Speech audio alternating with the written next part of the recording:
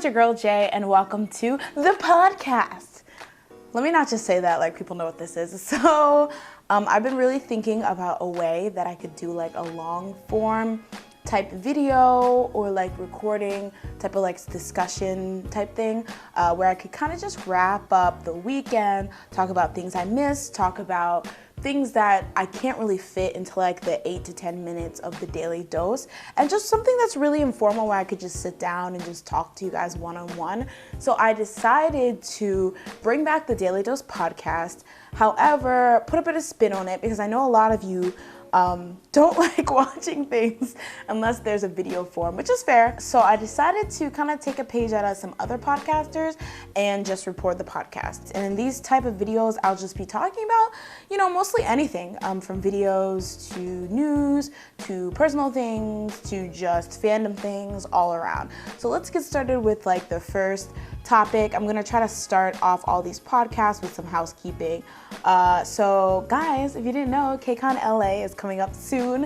And I actually did not know this, but they have a form you can fill out where you can make suggestions as to what kind of panels you want to see, and most importantly, what kind of guests you want to see there. So that's where I come in. So, I mean, you don't have to, but I'll make sure to leave the link to a forum that, or just kind of like a survey that KCON has where you can request different different panels you want to see at KCON LA and different guests you want to see. So if you just want to go down, fill out the form, and maybe just throw my name in there. I mean, I guess you can suggest like any of your favorites, but if you wanted to do that, that'd be really awesome. It'd be really cool to get invited there since I can't go there on like my own terms, unfortunately, this year. But yeah, so what? So let's get started. Let's get started again into actual topics. So one of the things that I always think is so weird about my channel is that I'm a K-pop channel. I'm probably the only one of the few K-pop channels that does not actually talk about like songs. Like I do not give my opinions on songs, and that's partially because I don't, I've explained this a couple times, I don't really like doing reactions personally. I enjoy reactions, and there's reaction channels that I really enjoy, but me personally myself, I never found my personal reactions very interesting, since I'm not a person who really is like, oh, wow, ooh, bah, bah, bah. I guess, like, if you saw, like, a reaction video, unless I go out of my way to make comments, me reacting to some things, like, and then when somebody, like, that I really like appears, I'm like, and then it's, like, back to, like, I'm not very vocal. I tried to do a review series, but I don't know why, that just died out. So I'm gonna use this to talk about new releases. So let's get started first with Blackpink, As If It's Your Last. So I actually briefly talked about this in one of the videos I did this weekend. I was mostly talking about their records and achievements, but I did do a little bit about what I feel about the song. Now this is exactly the reason why another reason why I don't do reaction is that when I first listen to something, I can feel totally different, like maybe 1 day later to 1 week later about my initial like opinion on the song. Whether that be, when I first hear it, I think I love it, and then I realize I don't really like it that much. Or maybe I thought I didn't like it, and then I realize I love it. So I need like a good week to really, see how I feel about a song, see how much replay it actually gets from me throughout the week after hearing it. And unfortunately for Blackpink, it was the latter, a situation where at first when I listened to it, I was like, okay, this is fun. A song like that, upbeat like that, it's always gonna get an initial positive reaction from me because I really like dancing. So anything that can make me dance, like immediately, I'm like, yeah. And the girls themselves in Blackpink are just so cool. But I found out after, the initial first couple days, it doesn't have the replay value something like Whistle does. Like, I remember when Whistle first came out, when I first heard it, it probably was the only song I listened to on repeat for like that full week, like just back to back, because it was just so good. But in my opinion, As If It Was Your Last just doesn't have that earworm quality. Like I said, I'm not hating on it. it's not as captivating. It's not the most captivating song. And with Blackpink, I feel like they set the bar so high with Whistle and then kept the momentum with Playing with Fire. So something like this is just not going to satisfy me as much, at least from them, because, you know, they set the bar so high. But like, as to reasons why I don't like it as much, the chorus is fun, but it just isn't as catchy. Like, it's very fun, and I think the vocals sound really nice. I really like the build-up of the pre-chorus.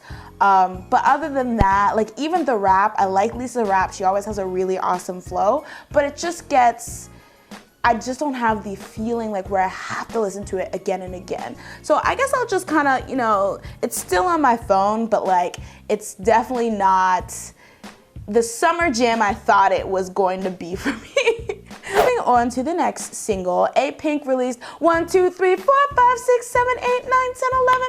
They released 5. And y'all are so mean to Apink. So I personally love the song.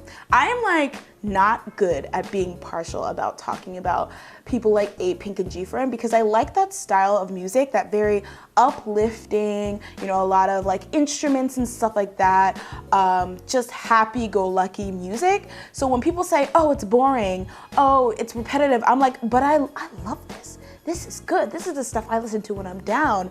But I'm gonna try to talk about 5 as objectively as I can and try to see what, you know, everyone's talking about. Now, their previous release, Only One, I did not like. It was kind of, it was a nice song, it was very pretty, but similar to like what I said about As If It Was Your Last, it just didn't have replay value for me. Like, it was very pretty background music, but not something that I would intentionally listen to. But this song, it just brought that bright, vibrant, fun Apink sound back. So I really, really did enjoy it. Now, me and Jasmine, my friend Jasmine, she usually joins me on the podcast, we did clock that this sounds, the 1, 2, 3, 4, 5 kind of sounds like L-O-V-E, love, a bit, and I was like, okay, Apink, but I let it slide because it's just it's nice to hear like this will always sound fresh to me. This style of music will always sound fresh.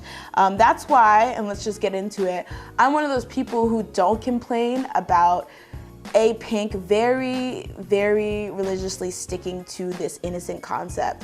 And once again, they got criticized because this is very similar to their previous concepts. Very bright colors, very cute clothing, upbeat, you know, song. And a lot of people are saying, Apink, you have to change it up or I'm going. So this is my in defense of Apink. I'm about to be their lawyer up in here.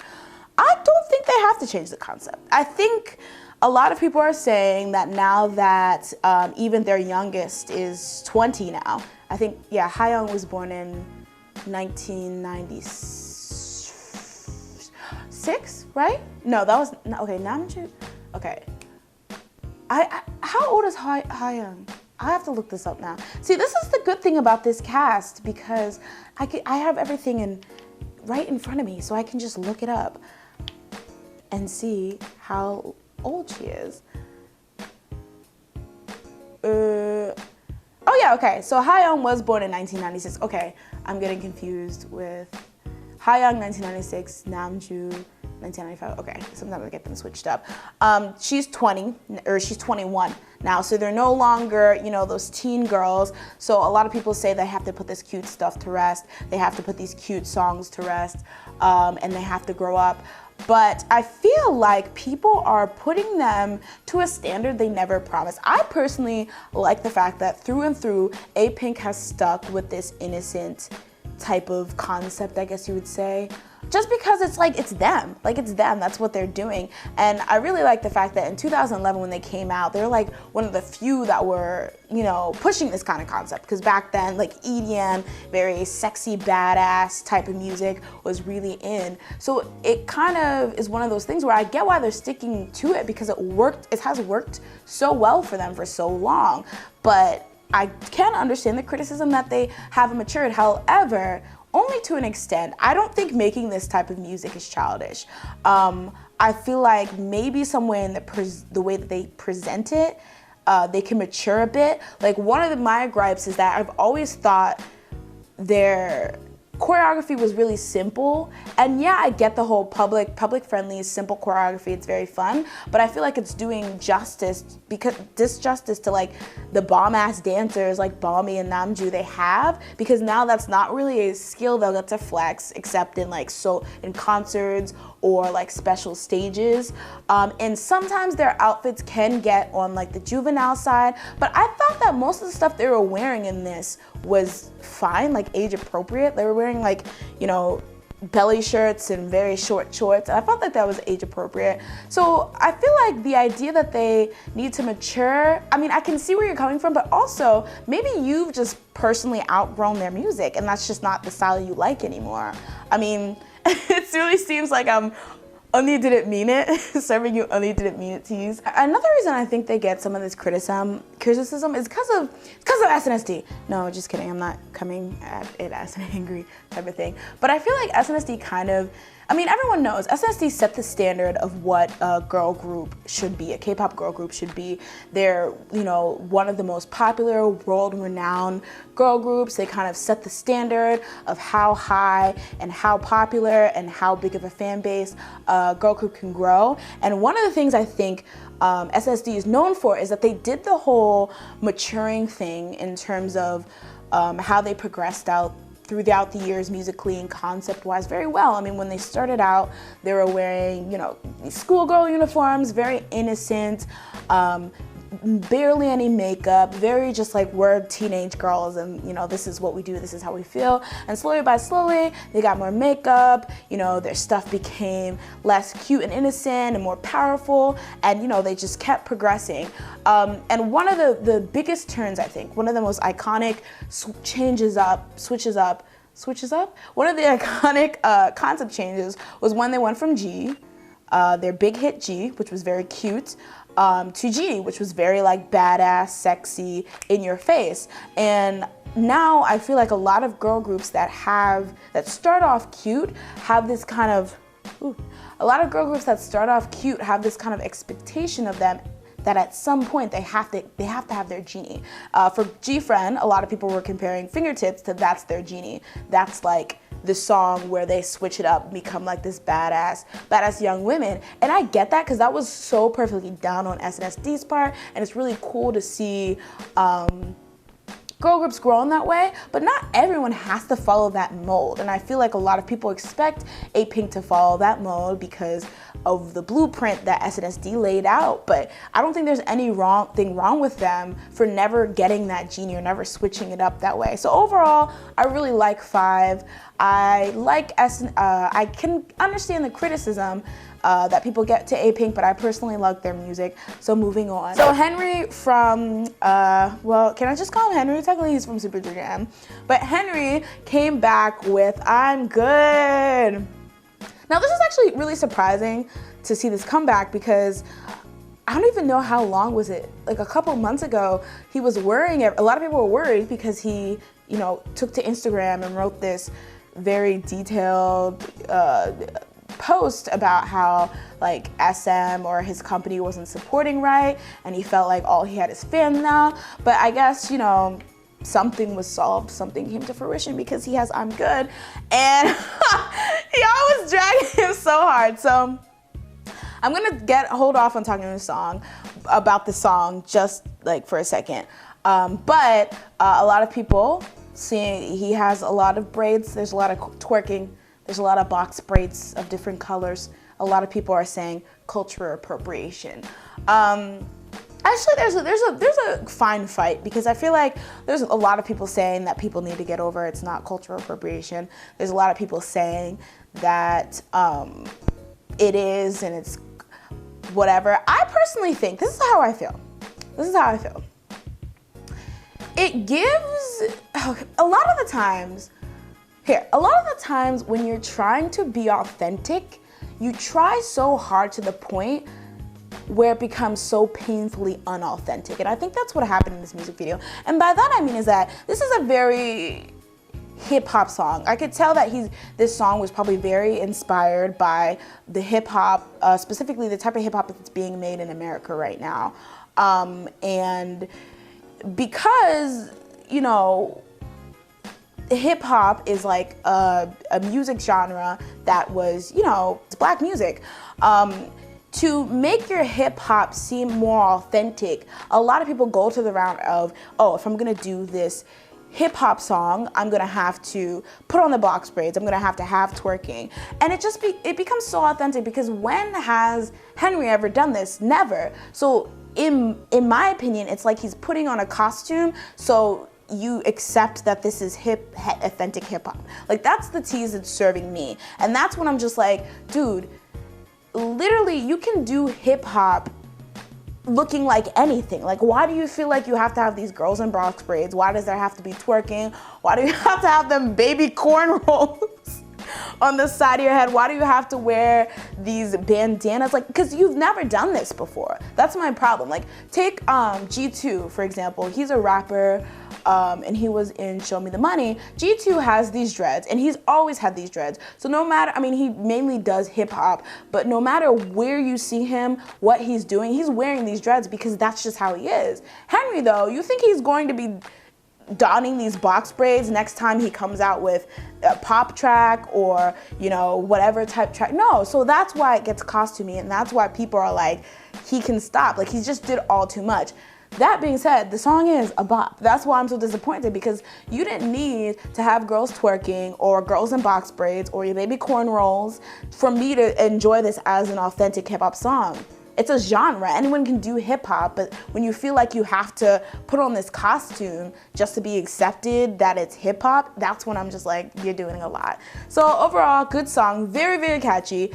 This is definitely gonna get a lot of play this summer. I definitely think it's a cool, chill summer song. Moving on to a group that y'all let me sleep on, so I blame you. No, so I'm so late, but I have, over the past weekend, I've become Loona trash somehow. So if you guys don't know, Loona is this girl group who, please Loona stans drag me if I get this kind of wrong, but basically they're a project where starting back in October of 2016, one member of the group is revealed, and they release like a solo single with a music video, and it's them all by themselves, just the member.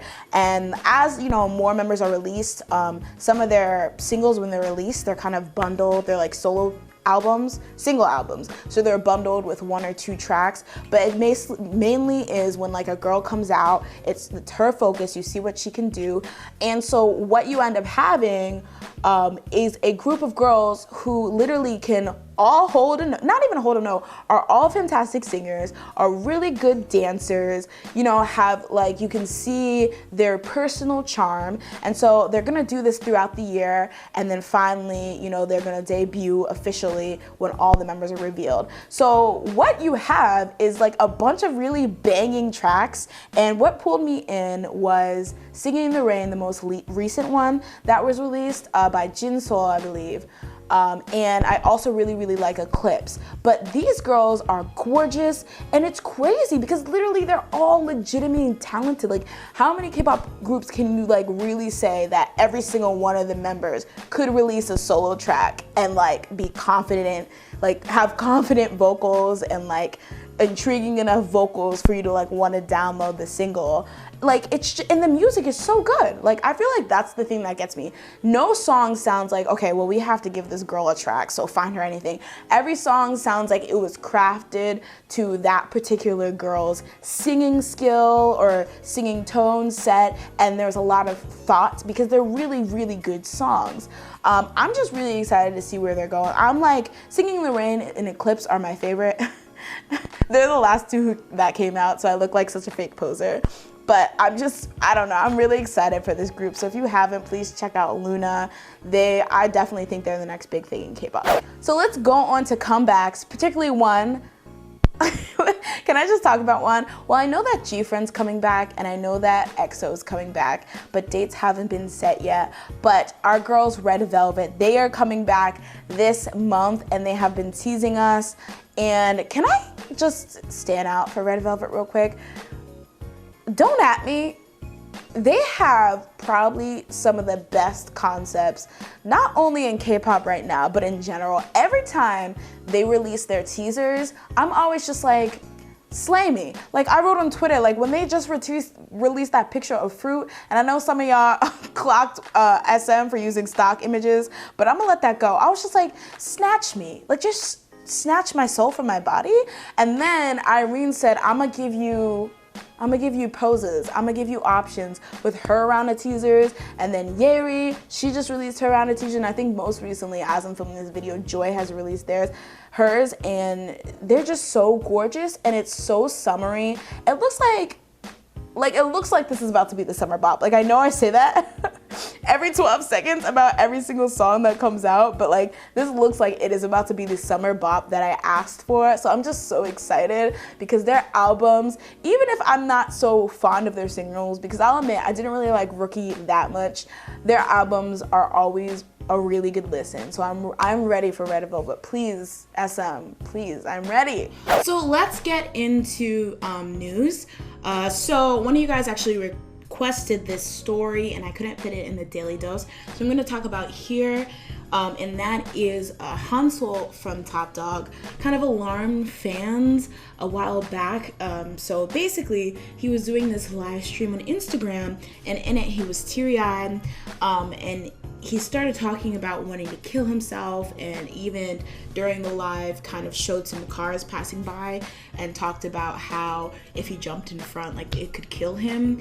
Now fans were worried, and so they were kind of like sending him love, and then one of his friends confirmed that he's okay, I guess, and he's in, like, you know, they're addressing it, I guess. But it was just like really shocking, I guess, the fact that he was at this point. Like, I feel like it's really a testament to, we don't really know what's going on in people's lives. And I mean, I'm not gonna lie and act like I follow Top Dog and Hansol religiously, but it's always sad to see somebody break down this way. And like I said, we don't know what the cause of it is. A lot of people were saying, oh, a lot of life is too stressful, blah, blah, but we don't really know what's going on in his personal life. But I'm glad that, and this is gonna sound messed up, but I'm almost glad that he caused alarm. You know, he did something like this on Instagram Live, because it did bring it to people's attention. A lot of the times when you have situations like suicide and things, people say, we had no idea. Like, we had no idea. We thought they were living this perfect life. So it was almost a positive that he had this type of cry for help, because that alerted people, and in the best way we can, because like I said, we don't know what's going on. Fans were able to pour and share love for him and get people involved in his personal life to, you know, reach out to him about it. So I just really wish the best for Hansol. Stay strong. You know, I hope his love and support system keep growing, and I hope fans keep showering him and let him know how important and how much he means to them.